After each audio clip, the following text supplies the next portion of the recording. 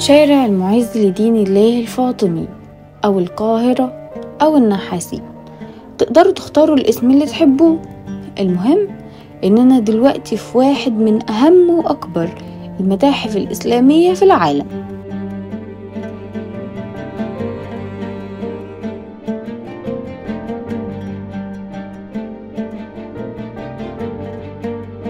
استعدوا بقى، لأننا هناخدكم لرحلة زمنية نوريكم فيها جمال المكان ده، وهنتكلم فيها عن بعض الأماكن المهمة والمميزة للشارع.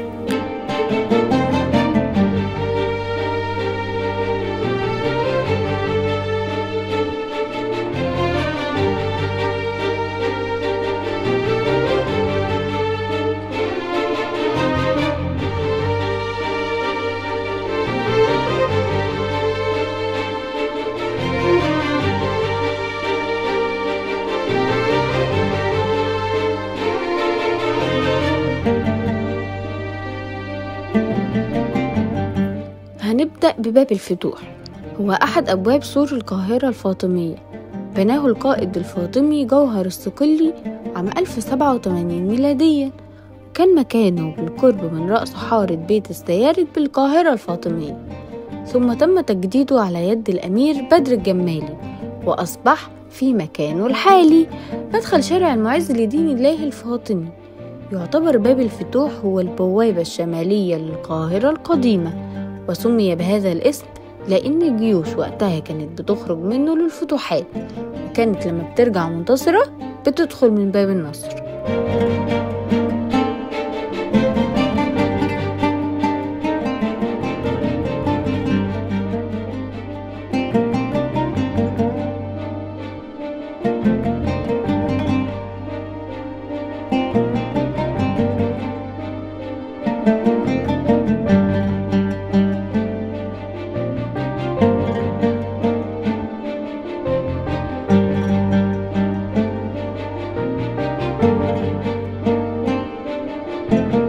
أول لما بتدخل من البوابة هتلاقي فيها على الجنب الشمال ضريح سيدي الذوق اللي بيرجع لعصر المماليك، مشتهرة بمقولة مصرية بتقول إن الذوق ما خرجش من مصر.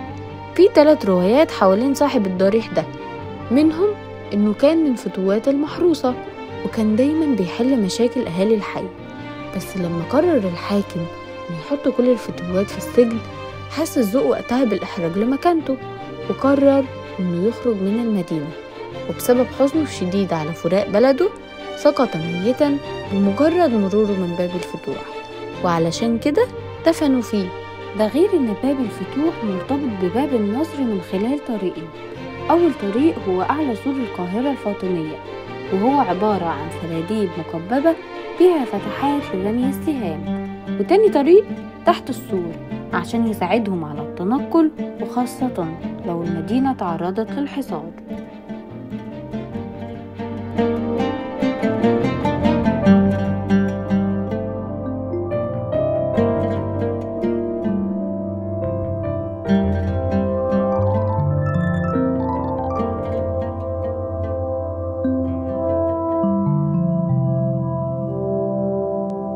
أول حاجة هتقابلنا بعد ما ندخل من باب الفتوح هي التحفة المعمارية دي، جامع الحاكم بأمر الله أو جامع الخطب زي ما سموه زمان، لأن اتخطب فيه خطبة الجمعة في رمضان، وهو أحد المساجد التي تعود إلى العصر الفاطمي، ويقع في منطقة باب الوزير، ويعتبر ثاني أكبر جوامع القاهرة اتساعا.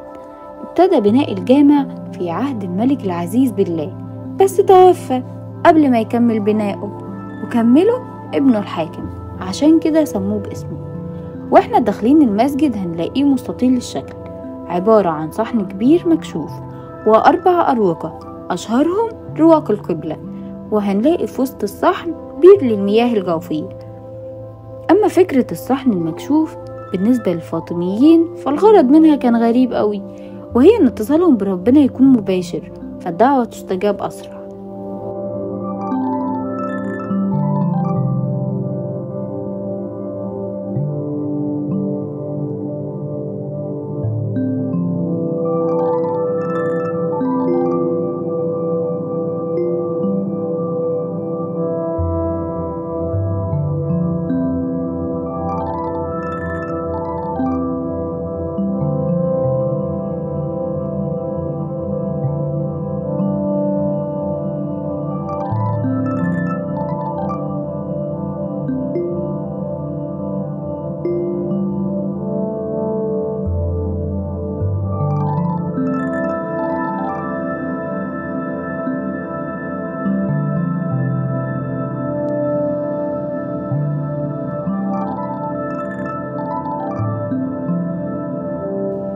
المسجد فيه 163 عمود ومحرابين، أما المئذنتين فكان بيتحط فيهم بخور كل يوم جمعة عشان يملي الشارع بريحة البخور الجميلة، وكان شرط على اللي يطلع يأذن إنه يكون كفيف عشان ما يكشفش حرمة البيوت.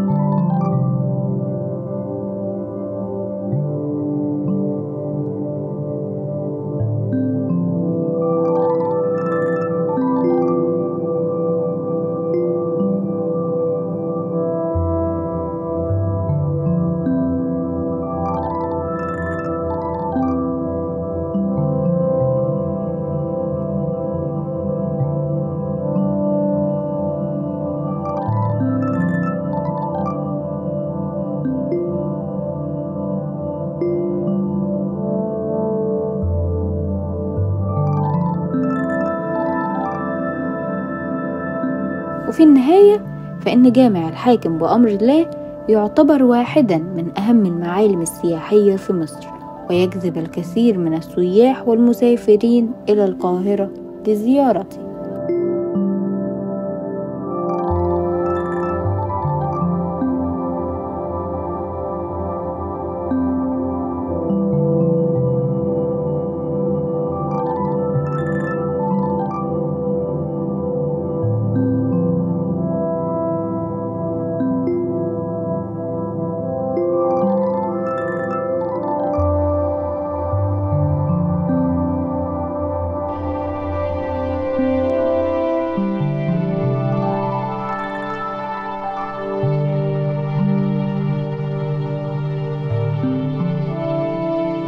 ودلوقتي هنعرف إن جمال الحضارة الفاطمية ما كانش مقتصر بس على المساجد، ولكن الفن الإسلامي طغى على الفاطميين وظهر إبداعهم في بيوتهم.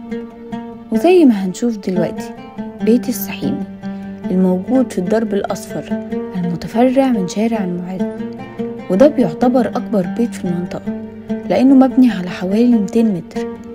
تم بناء المنزل في العصر المملوكي، ويتميز بيت السحيمي بتصميمه المعماري الفريد الذي يحتوي على مزيج من العمارة الإسلامية والعمارة العثمانية.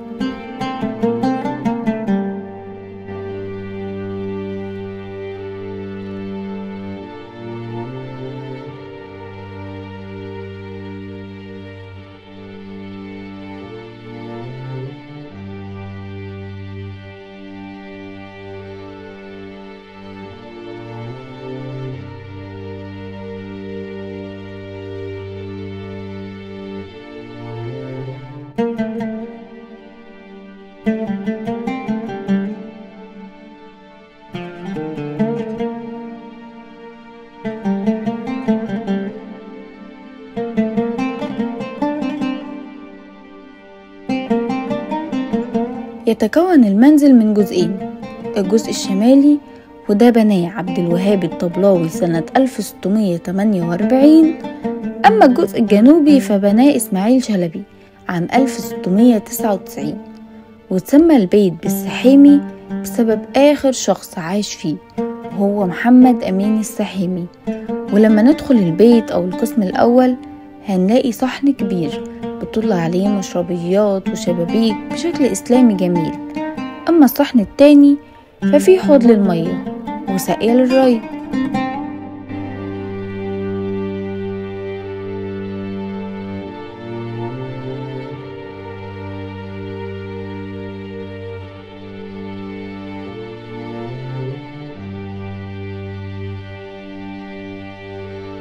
بيتكون البيت من 115 غرفة و20 قاعة لاستقبال الضيوف، بتوصل مساحة القاعة الواحدة ل150 متر. يتميز المنزل بالزخارف والنقوش الجميلة المنحوتة على جدرانه، كما يحتوي المنزل على العديد من الأثاث الأصلي الذي يعود للعصور القديمة. من الحاجات اللي بتميز بيت السحيمي هي المعارض الفنية التي تقام فيه بشكل دوري، والفعاليات الثقافية وورش العمل والدورات التدريبية التي تهدف إلى تعزيز الوعي الثقافي والفني للجمهور المهتم بالفن والثقافة.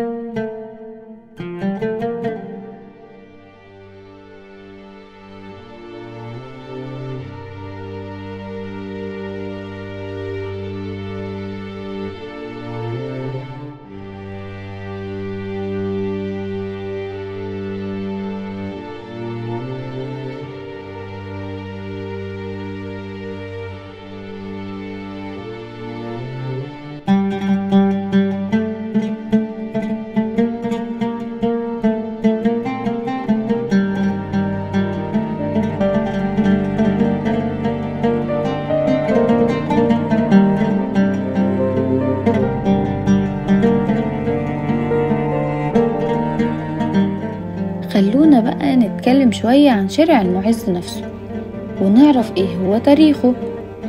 بيرجع تاريخ شارع المعز إلى عصر الخليفة الفاطمي المعز لدين الله اللي حكم مصر كأول الخلفاء الفاطميين. يعتبر الشارع في الوقت الحالي من أكبر المتاحف المفتوحة للآثار الإسلامية في العالم، وبيعتبر من المواقع التراثية الفريدة اللي اتسجلت على مواقع التراث العالمي عام 1979 ميلادي.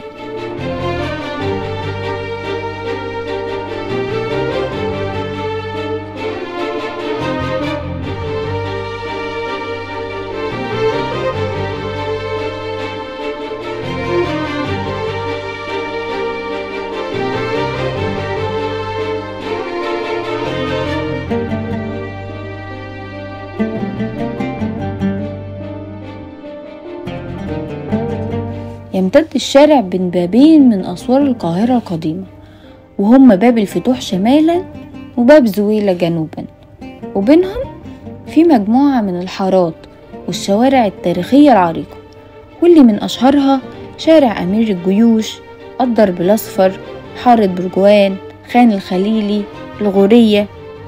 بيضم الشارع مجموعة من أروع آثار مدينة القاهرة اللي بيوصل عددها إلى 29 أثرا، بيعكسوا انطباع عن مصر الإسلامية في الفترة من القرن العاشر وحتى القرن التاسع عشر.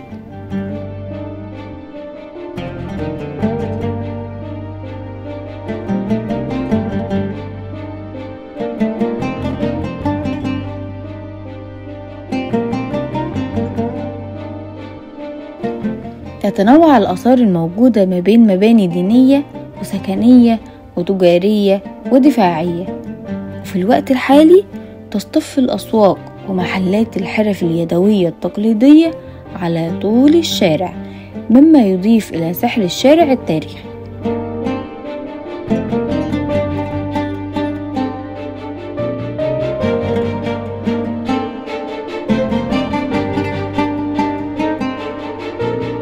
كده رحلتنا النهاردة هتكون خلصت، لكن كل يوم هنبدأ رحلة جديدة ندور فيها عن الأماكن الجميلة في بلدنا اللي أغلبنا ما يعرفش عنها حاجة.